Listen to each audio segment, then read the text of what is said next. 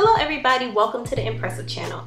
This is a quick review of Xscape's first episode of Still Kicking It, and I have to say I actually enjoyed this episode more so than I enjoyed Real Housewives of Atlanta. This is going to be my new favorite reality show because the drama within this group is actually real and they have a lot of unsettled problems. But it makes it interesting though. But I'll kind of break it down. So Xscape was a popular girl group in the 90s. All their albums went platinum. However, Latocha, who's like the Beyonce of the group, wanted to go solo. That was a huge problem to the other ladies in the group, especially Kandi. And Kandi and Latocha, they bump heads the most. It's kind of hard for them to agree on something. So when Latocha left Xscape, Kandi and Tiny broke away and went on to write songs for TLC, and Kandi wrote songs for Destiny's Child, and Kandi was really doing good by herself. And she even had a song, "When you're out in the club, don't think I'm not, baby, when you're out making love." All my ATLians know what's up. That song was popping back in the day. But when Latocha left the group to go solo, it didn't quite work out for her. So she went back to the group and was asking her former members to come together again.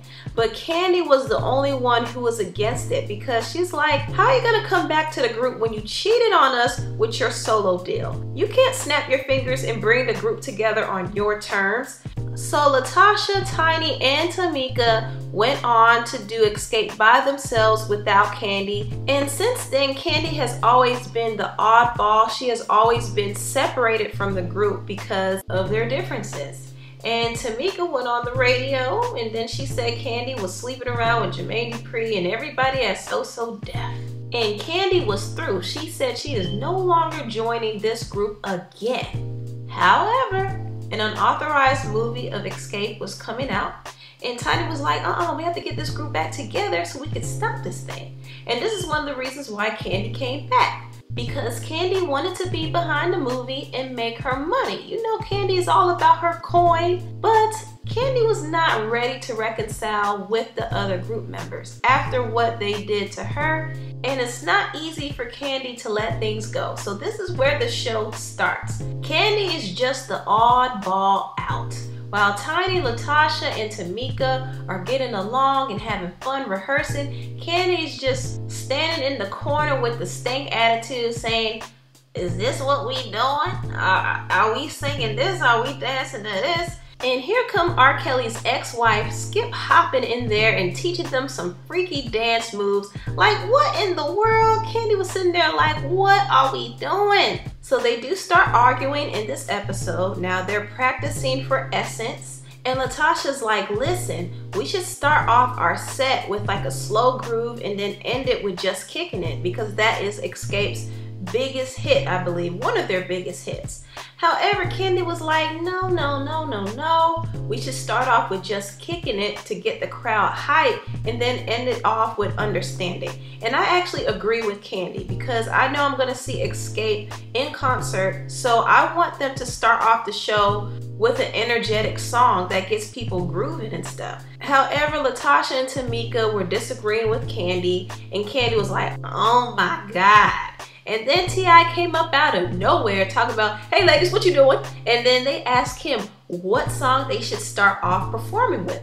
And he basically agrees with Kandi. And that settled the argument. Now they did have another argument, which was a huge one, and it was about their trademark. Now Latocha and Tamika signed all the ladies' names under the Xscape trademark without telling Kandi. And as you know, Kandi, she's a very shrewd businesswoman. She will never sign a contract without fully knowing the details of her obligations first.